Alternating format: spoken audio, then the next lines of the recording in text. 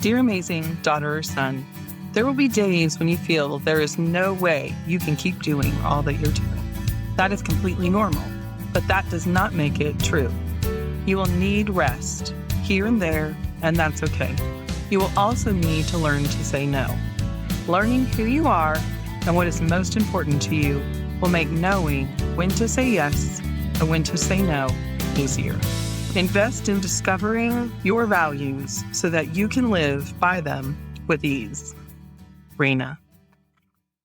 The opening to chapter 13 in No Regrets, Hope for Your Caregiving Season. And this is a Season of Caring podcast where there's hope for living, loving, and caring with no regrets. I'm Rayna Neises, your host. I'm glad to have you join me today.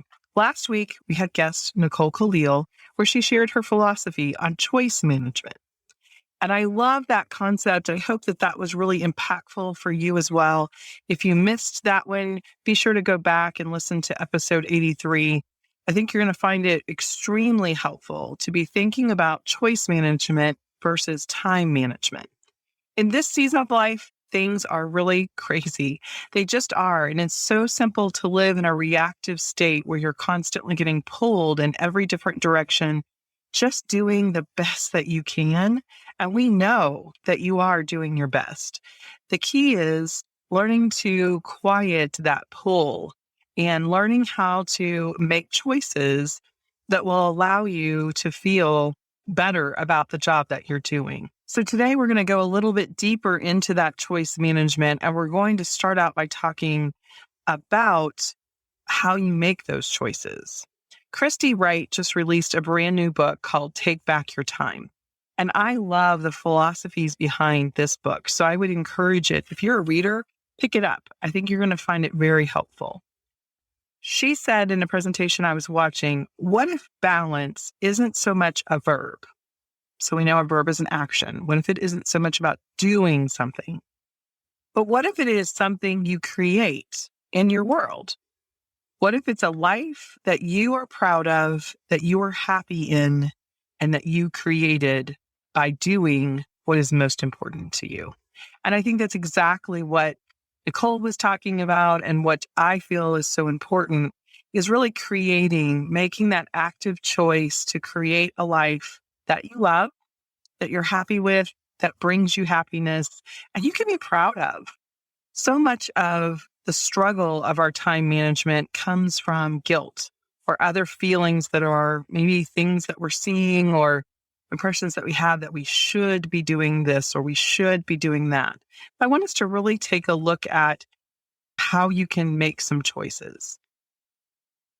The first one I'm going to challenge you with is really finding time, creating time in your schedule for rest and reflection.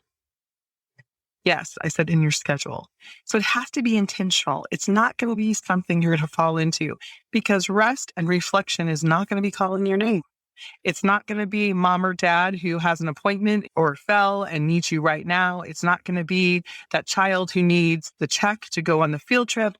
It's not going to be the husband who can't find his tennis shoes. It's not going to be calling your name.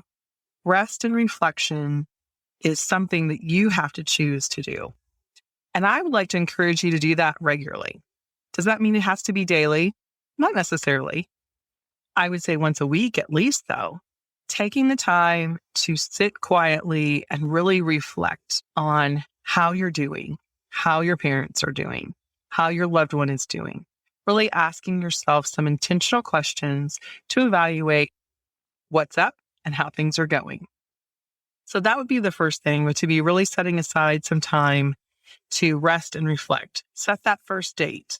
I want it to be right there on your calendar. I want it to be something that is scheduled and something that you know that you will do, not that you'll let it get bumped to another time or overlooked. So in my book, No Regrets, I have a chapter that talks a lot about how to make those choices, how to keep things running smoothly, is what I call it. And that comes from some activities that I found were really important to me. And I'm going to share with you a little bit from the book and a resource that I have for you to help you to Spend some time really creating and thinking about what's important to you so that you can make the most informed decisions and choices that will lead you to the happy, contented life that we know that you're looking for. So the first thing I think you have to do is spend some time evaluating your personal values.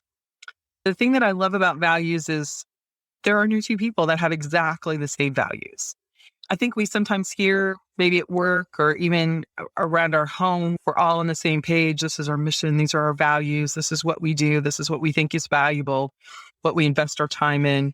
And those are all really important. And I think they really can build unity. And I think it's important to have a mission or values for your team who's caregiving with you, that caregiving team values. I often say we had the mantra, does it make dad happy or healthy? I wanted him to be happy and healthy as long as possible. That was kind of my vision of what we wanted for his life. And my mission was to make sure decisions were based off of that vision. Will it make him happy? Will it make him healthy? So because I had that in mind, I was able to make decisions a little more quickly, a little more decisively, and without regret. And so the same thing is true in your own life. As you are making choices with your time, then if you have clarity around what's most important to you, you're going to make those choices and you're going to live with the things that help you have the most joy. Christy said in her presentation that we often feel out of balance because we are not spending time on the things that are most important to us. Doing the right things at the right time will bring you balance or contentment. So I think really being able to evaluate what is most important and then doing those things at the right time will bring that contentment to your life. And so I found a tool in a book written by Kathy Lip and Sherry Gregory called Overwhelmed. And I loved Overwhelmed. It was very impactful for me, but the most impactful part was the personal manifesto. And they talk about creating a personal manifesto because of how you can use it to make decisions with your time. Kathy Lip says a personal manifesto functions as your own personal code of conduct that is not decided in the moment, but predetermined before you are in crisis. Caregiving has crisis after crisis after crisis, and that is what it is. But if you pre-decided some things, then you have more control over how you respond and what gets done and what doesn't get done during those times. Creating that personal manifesto, or really just a written statement which includes your core values, is something that gives you a tool to really be true to yourself today, tomorrow, next week, in the middle of the next crisis. They're statements that help you to understand and live by what's most important in your life. The first step is to really spend some time evaluating your core values. So I've created a special, just short, quick core values review for you to do.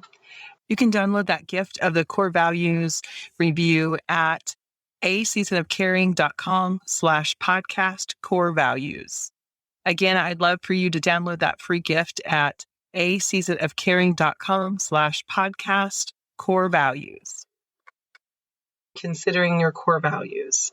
That's the very first place to start.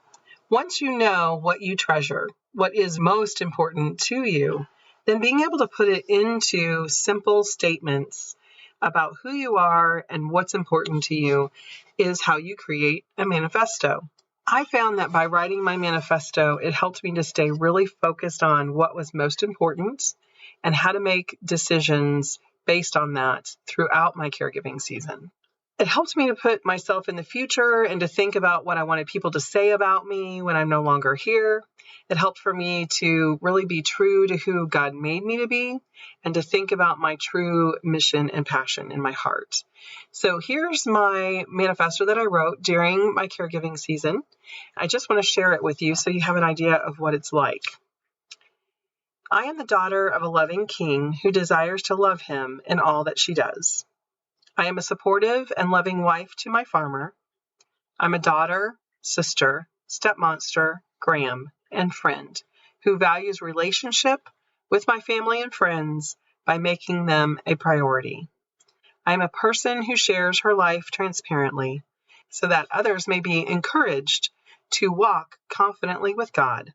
I know there is hope when life stinks. I believe in truth-telling, compassion, honesty, integrity, and consistency. I feel, think, and act with grace always. So personal manifesto is a combination of both things you know to be true about you now and things that you desire to be true about you. So some of the words in there were descriptive of who I am, and some of those words were descriptive of what I'm becoming. But I loved creating my manifesto and keeping it close by so that I could reference back to it and I could think about each individual statement and the decisions I might be making, how I might be using my calendar, how I might be using my finances, my emotional energy, my gifts and talents. How do they line up to what I say is most important? So I started off my manifesto with a statement, I'm the daughter of a loving king. This is one of the things that I emphasized was the loving parts because of the season of my life, because I was watching my dad change and things were hard. Sometimes I might forget how loving God really is. So spending the time focusing on his love for me was something I needed right then. So each time I read my manifesto, I was reminded of the truth that I already knew. No matter how I was feeling at the time, I know that to be true. The next statement, I'm a supportive and loving wife to my farmer. I knew that even though I was going to be away from him half a week, every week, week in and week out, I wanted to remind myself that I could still support him and I could still love him well, even from a distance, and that I could always be supportive and loving when I was with him if I kept that in mind. So that was my second statement. My third statement is a little longer. I'm a daughter, sister, stepmonster, Graham, and a friend who values relationship with my family and friends by making them a priority. I wanted to list out all of those roles. I wanted to make sure that I remembered I was a lot of different things to a lot of different people. And they are important, and those roles are important. So I wanted to call attention to that myself. I jokingly call myself a stepmonster, and Graham is my grandma name, and so I wanted to include those things because those relationships and those roles are important. And remembering that they are a priority, as I listed out each of those things, I thought to myself, what do I need to keep in mind about those roles? And that's where I came back to say they're a priority. They're going to have time on my calendar every single week. I'm going to be intentional with making those relationships valuable and letting each of those people know how valuable they are to me. Next, I said I'm a person who shares my life transparently so that others may be encouraged to walk confidently with God. I know there is hope when life stinks. The mission of my coaching practice at that time was really to share with people that there is hope. Just like I share now, there is hope, even in the stinkiness of life. And that sentence, again, was one that just expressed my heart to help people, even in that season of life that's so hard, and to offer the hope of Him to them in that season. The next one says, I believe in truth-telling, compassion, honesty, integrity, and consistency. These are characteristics about myself that I wanted to continue to live out. I wanted to be a person who could speak the truth to the caregivers in my life, to the doctors, as needed. And I wanted to be compassionate and honest with them. And consistency and integrity were always been important core values. And so I wanted to continue to live by those things. And I summed it up by saying, I think, feel, and act with grace always. That was one of those I was growing into because I knew that I really needed to focus in on grace towards others around me and grace towards myself.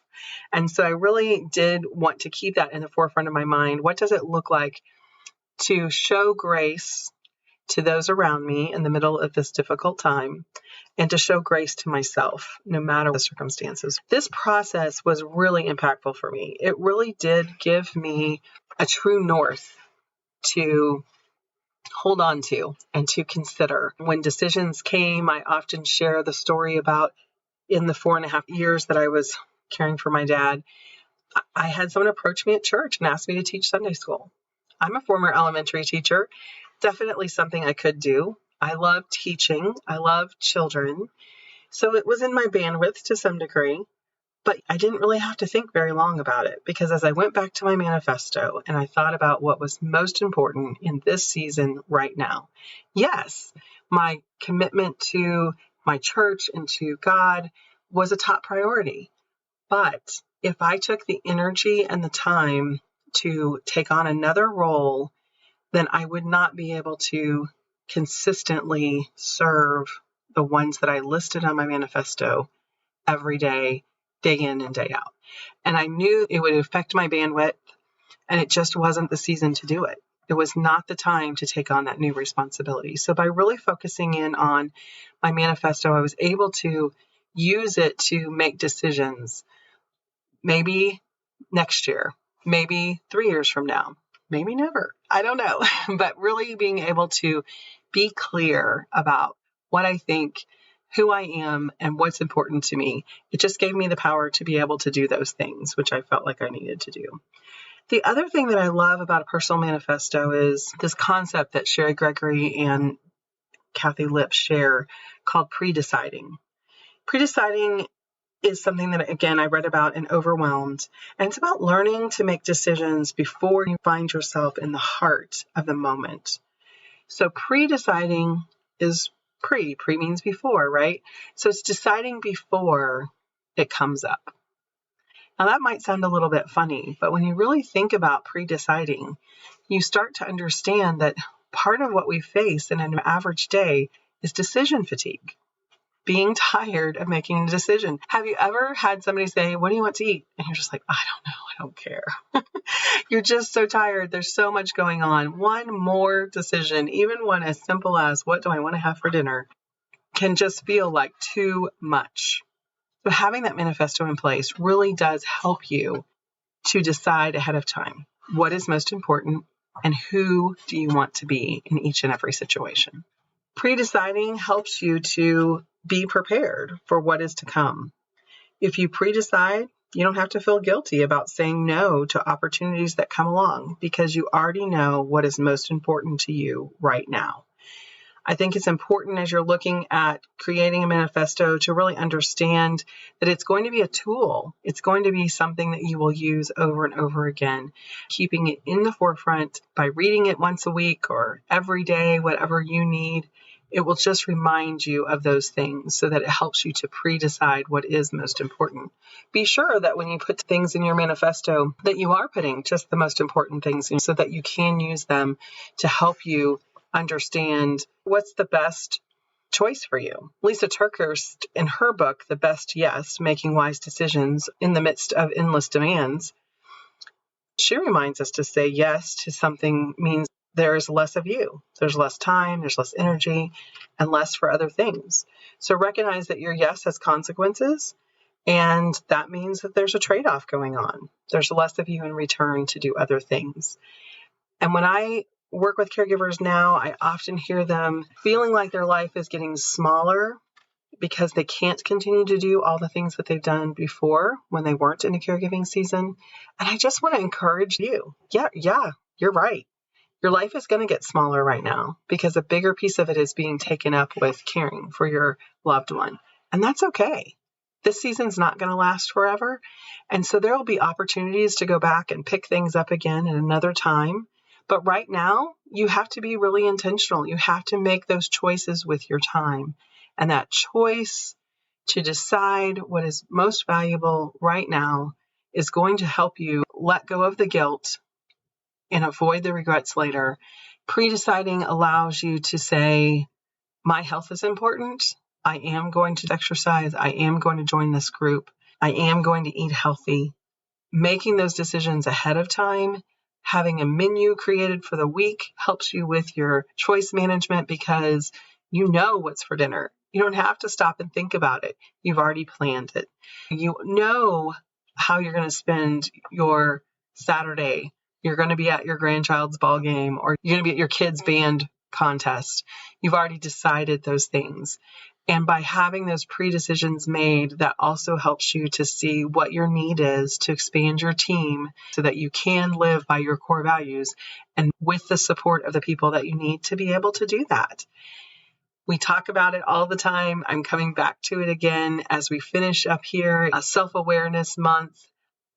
I think that nothing will help you be more self-aware than really identifying your core values and creating a manifesto to be able to live by, so that you can check in and make sure that you really are doing the things that you feel are most important. And as we wrap up September, which is Self-Care Awareness Month, I don't think there's any better way to do it than to really stop and think about the best way to provide self-care for yourself is to know what is most important to you. By using your core values to create your own personal manifesto, you will find that will give you more bandwidth to make the best decisions and to have a regular check-in on how you are doing, which is the best plan for self-care awareness. Thank you again for joining me today. It's been a pleasure to talk to you about some of the tools that I found helpful during my caregiving season. If you don't have a chance to go to aseasonofcaring.com/podcast core values, definitely visit the show notes page and we'll have a link there as well. Thanks again for joining me today. And just a reminder, A Season of Caring podcast is created for the encouragement of family caregivers. If you have financial, medical, or legal questions, be sure to consult your local professional. And take heart in your season of caring.